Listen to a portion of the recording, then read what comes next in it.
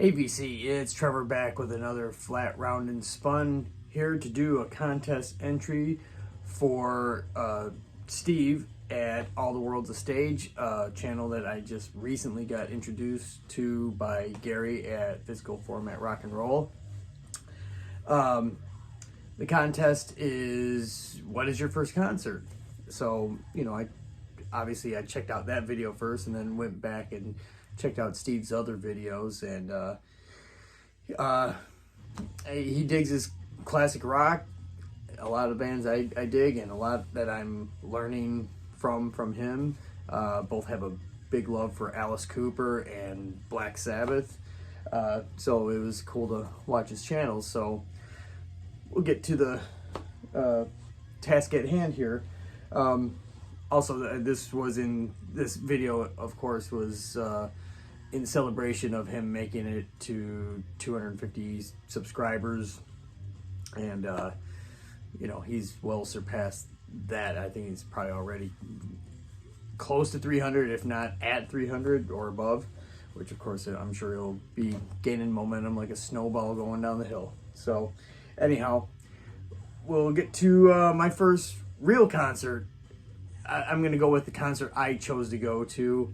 I got dragged to a couple other things that, my parents took me to, like a Engelbert Humperdinck show and John Denver. Nothing I would choose to go to, but my first concert was September 5th, 1982 at the Pine Knob Music Theater in Clarkston, Michigan, just north of Detroit. The sheds, as they call them, the big amphitheater outside with the pavilion and the grass hill.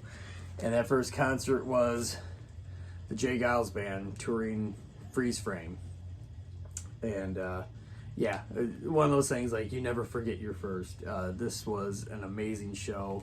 I know Steve's out in Chicago, and I don't know what the popularity of the J. Geils Band was there, being close cities, but in Detroit, well documented that them being from Boston, but Detroit was their second home. They would come in for a week and just tear the town down. So they did, I believe, 4 to 5 shows at Pine Knob.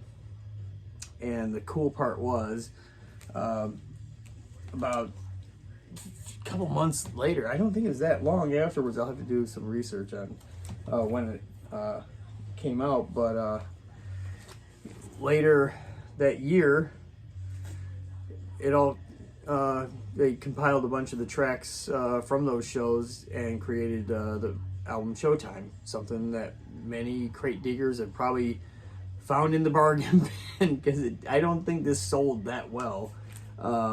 This is their third live album, and probably, it's great, but it's probably their worst out of all their live albums. Me personally, I love Blow Your Face Out, the double album from '76. But it's got, the big hit Centerfold on here. And this is actually an abbreviated show. There's only like 10 tracks on here, and I remember many, many more tracks being played at the show.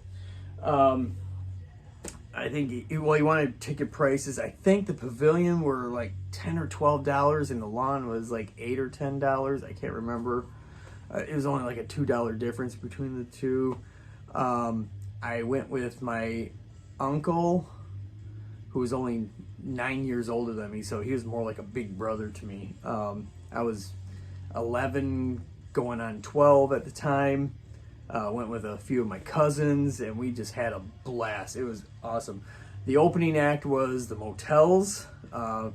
Their big hit at the time was Only the Lonely. I want to say possibly Suddenly Last Summer, if that's the title. I think that might have been out at the time too. I still have a souvenir from that show. I had a t-shirt at the time, but that disintegrated because I wore it so much as a kid. But I still have the tour program from that show. A lot of the freeze frame the photo sessions, but live shots of the band. It's pretty much a real good representation of what the stage set was like, with like the red on there and all the band members. And I think there's a write-up in here somewhere. Yeah, right there with the freeze frame photo sessions. But that was my first. And my second real concert that I wanted to go to didn't happen till 4 years later. But that's another story that I've already probably told. But anyhow, if you haven't checked out Steve's channel, check out All the World's a Stage. I'll leave a link to his channel down below or on the side, wherever device you've got going on. And check him out. Please subscribe to him. All right, guys. We'll talk to you later. See ya.